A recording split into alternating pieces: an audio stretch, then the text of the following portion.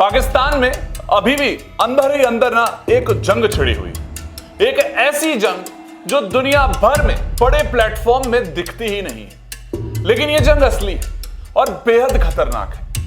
यह जंग ना तो भारत से है ना अफगानिस्तान से, यह जंग पाकिस्तान की अपनी जनता से।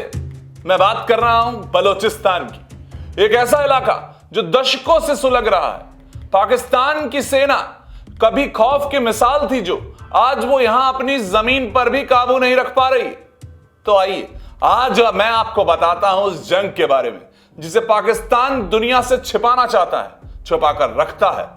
बलोचिस्तान की जंग। बलोचिस्तान पाकिस्तान का सबसे बड़ा सूबा है।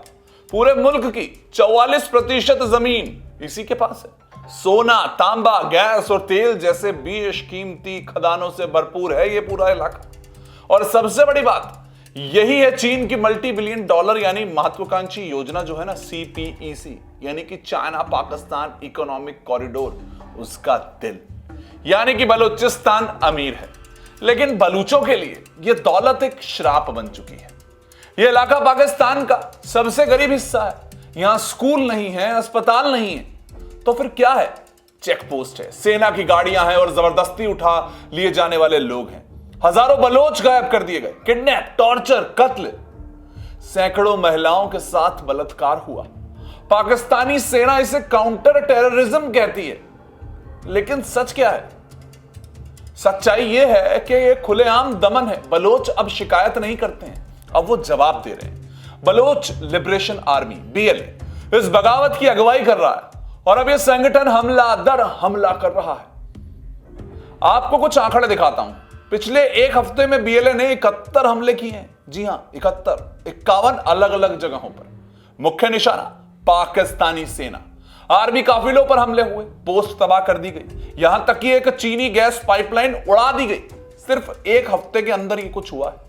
पिछले शनिवार को तो BLA ने एक शहर पर कब्जा कर लिया, और यह सब कोई इक्का दुक्का घटनाएं नहीं।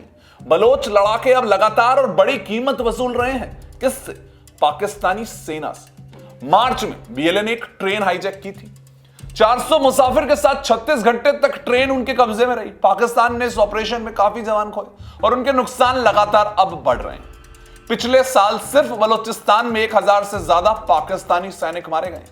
यह खुला विद्रोह है और यह तेजी से बढ़ रहा है, अपनी आजादी मांग रहा है। अब तो चीनियों को भी निशाना बनाया जा रहा है। बलोच लोग उनको कहते हैं विदेशी कब्जाधारी।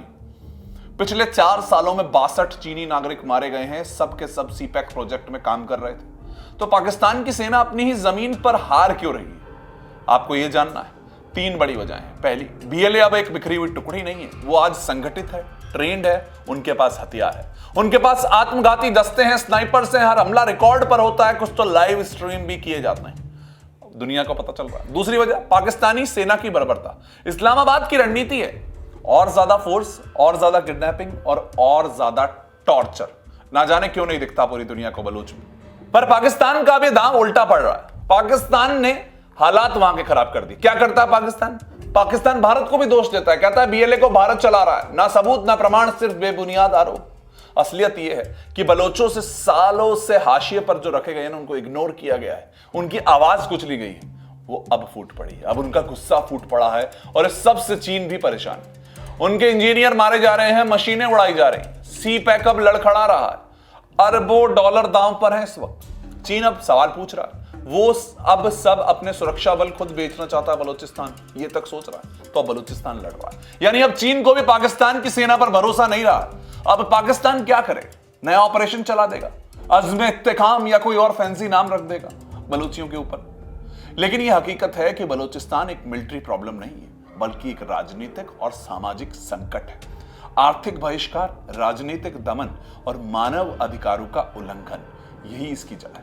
और जब तक ये जड़ नहीं बदलेगी, विद्रोह और तेज होगा।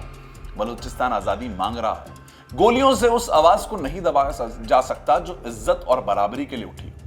पाकिस्तान अपने ही लोगों से लड़ रहा है और ये जंग वो हार भी रहा है, क्योंकि बलूचिस्तान जिस तरीके से आगे बढ़ रही है वो BLA आर्मी, वो अपने आप को आजाद कराए बिना शायद नहीं रुकेंगे।